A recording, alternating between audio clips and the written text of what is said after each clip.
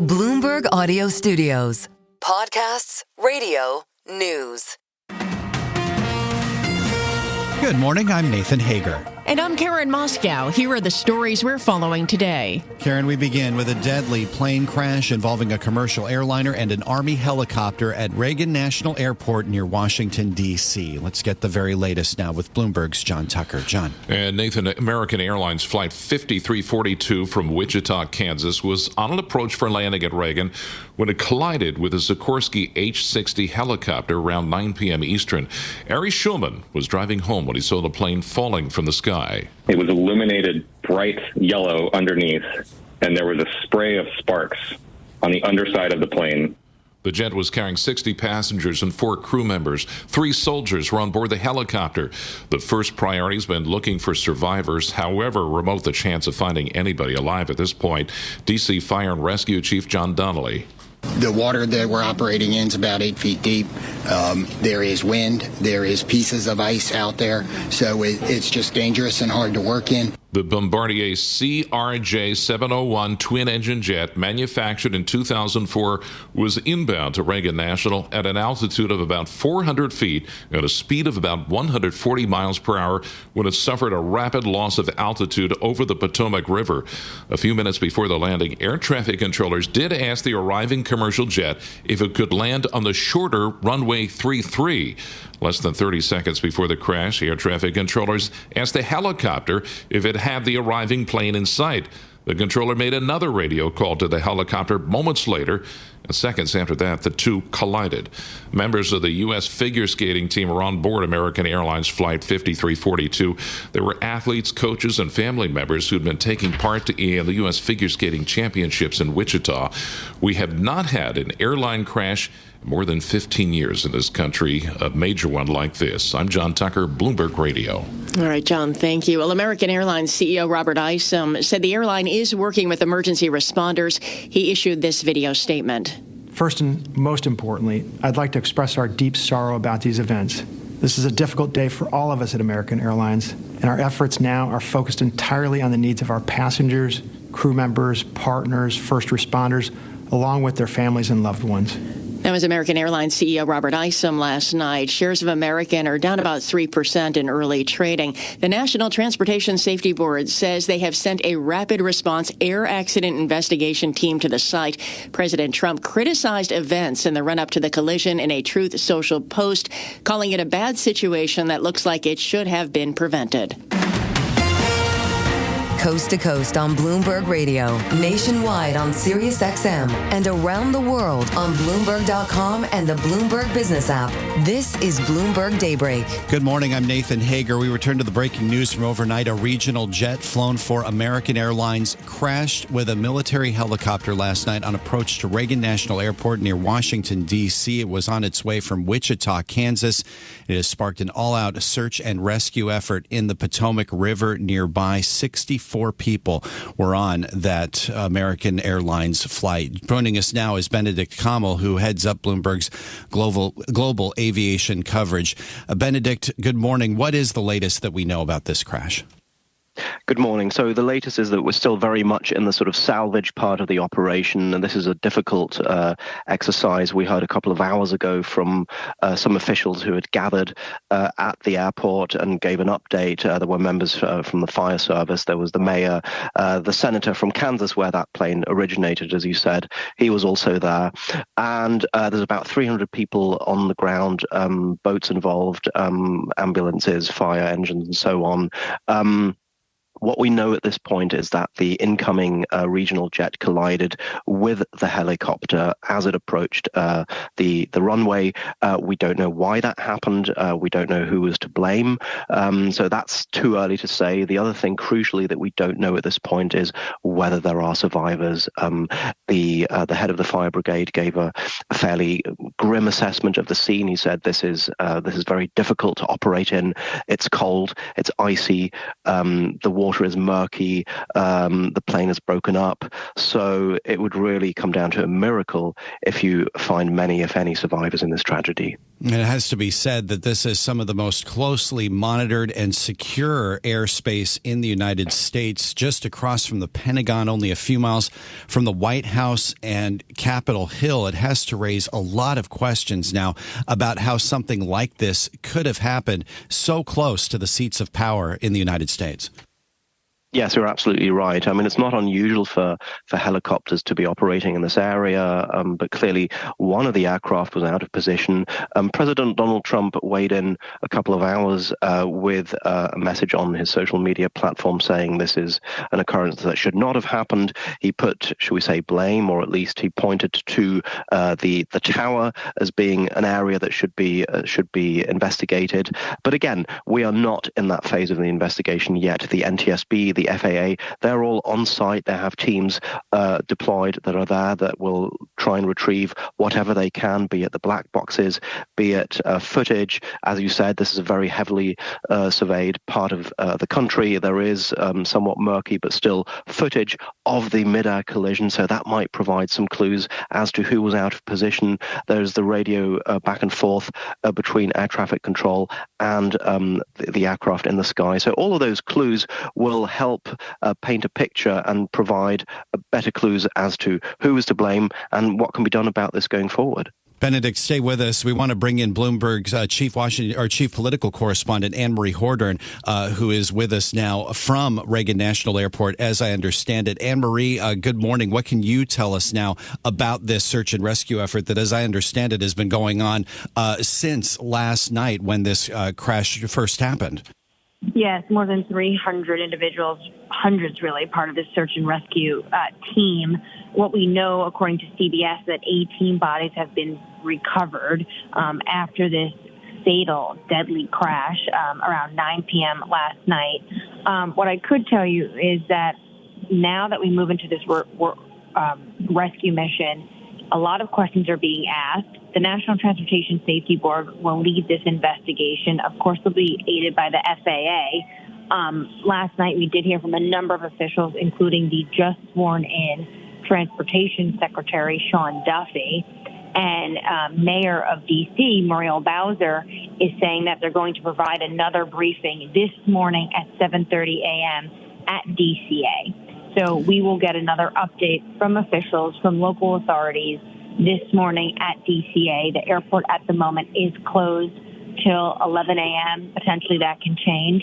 But that is the latest we have right now, as, of course, the nation is waking up to this heartbreaking news. Yeah, it's going to be a crucial update coming up in just the next couple of hours here. But as you know, Annmarie, the Potomac River is murky. It is cold. This is going to be a very difficult search and rescue operation. It raises a lot of questions about just what kind of survivability we could see following an incident like this. Absolutely, which is why this is so devastating to the entire nation, to everyone involved. Families that were coming here last night with tons of questions, wanted to know where their loved ones were. Is anyone safe? The divers and first responders that are out a part of this rescue mission are operating under extremely difficult conditions.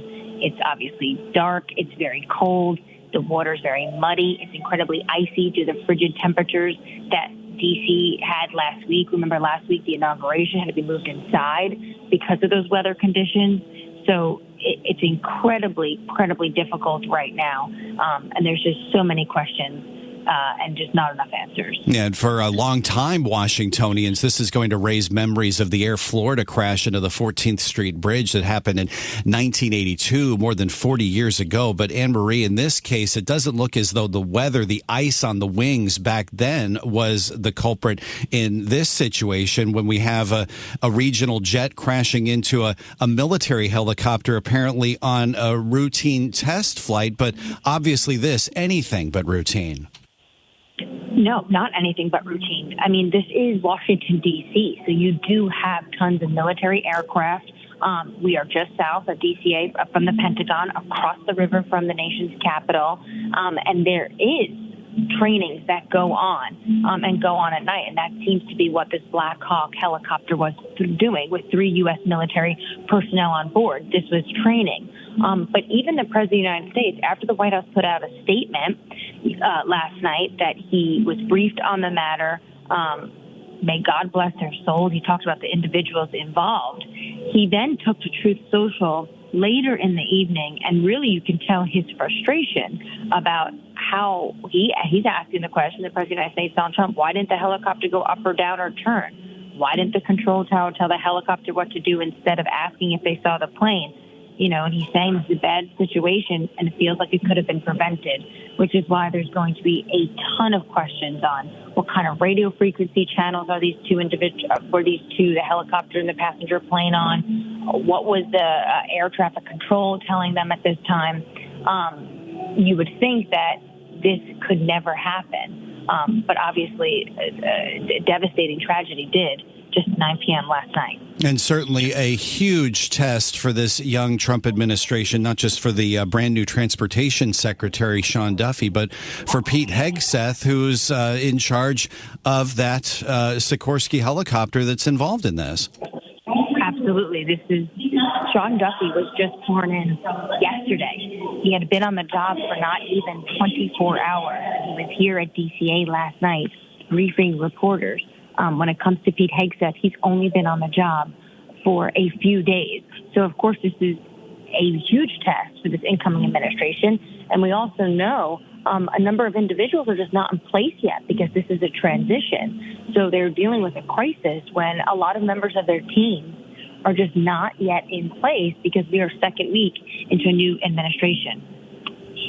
Bloomberg Chief Political Correspondent Annmarie Hordern with us this morning from Reagan National Airport, now the scene of a search and rescue operation following that deadly plane crash between the flight out of Wichita and the military helicopter out of Fort Belvoir, Virginia. Thanks for keeping us updated on that. We'll be looking to more of your reporting throughout the day. But now we want to bring back in Benedikt Kammel, who leads our global aviation coverage for Bloomberg News.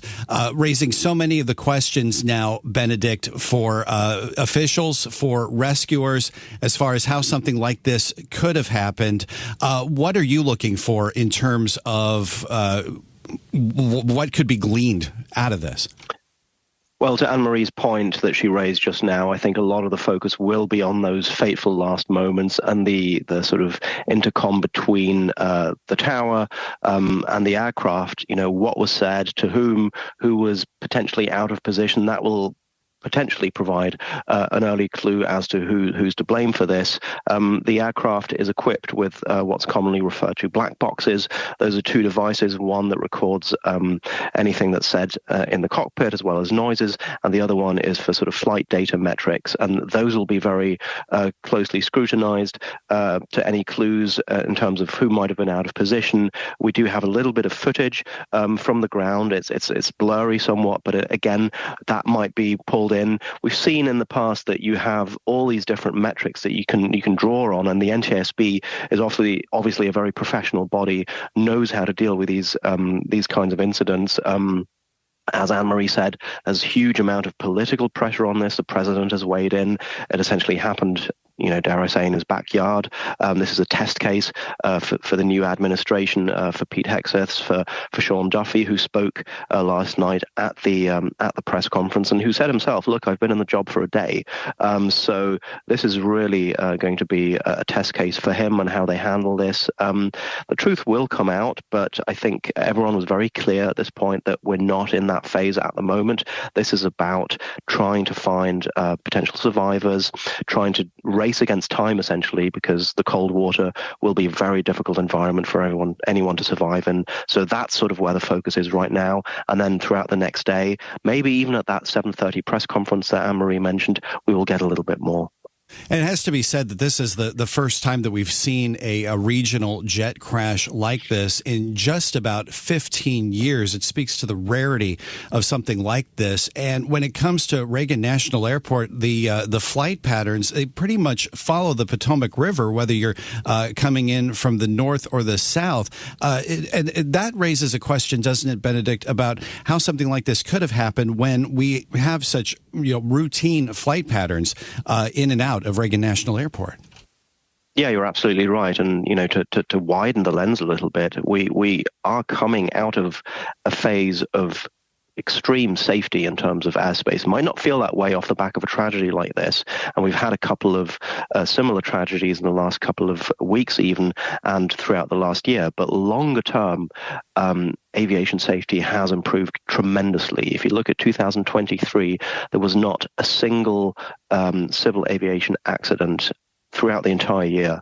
You had 37 million movements and not a single loss of life. So that gives you a sense of where we're coming from. So obviously, every tragedy after that really puts the spotlight on safety. We had that incident about a year ago that people might remember about the collision in Japan. At Tokyo, there was a large aircraft that plowed into a stationary plane. Miraculously, everybody survived on that aircraft, on the large plane. The people on the small plane died tragically. And then we had the incident in South Korea a couple of weeks ago where the plane attempted an emergency landing and then plowed into a concrete wall, and tragically everybody died on that. So I'm raising these incidents because they are rare. They don't happen often, thankfully, but there's an eerie similarity because they're all somehow involved in collisions, in approach, and so on. So this is something that will be very much watched. This is Bloomberg Daybreak, your morning podcast on the stories making news from Wall Street to Washington and beyond. Look for us on your podcast feed by 6 a.m. Eastern each morning on Apple, Spotify, or anywhere else you listen. You can also listen live each morning starting at 5 a.m. Wall Street time on Bloomberg 1130 in New York, Bloomberg 99.1 in Washington, Bloomberg 92.9 in Boston, and nationwide on Sirius XM Channel 121. Plus, listen coast to coast on the Bloomberg Business app, now with Apple CarPlay and Android Auto interfaces. And don't forget to subscribe to Bloomberg News Now. It's the latest news whenever you want it, in 5 minutes or less. Search Bloomberg News Now on your favorite podcast platform to stay informed all day long. I'm Karen Moskow. And I'm Nathan Hager. Join us again tomorrow morning for all the news you need to start your day right here on Bloomberg Daybreak.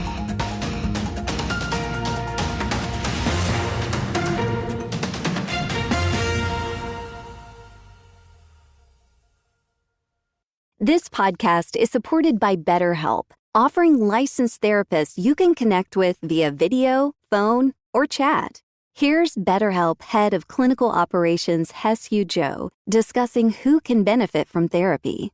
I think a lot of people think that you're supposed to be going to therapy once you're having panic attacks every day, but before you get to that point, I think once you start even noticing that you feel a little bit off and you can't maintain this harmony that you once had in relationships, that could be a sign that maybe you want to go talk to somebody. There's always a benefit in talking to someone because we can all benefit from improved insight about ourselves and who we are and how we behave with other people. So if you're human, that's a good indicator that you could benefit from talking to somebody.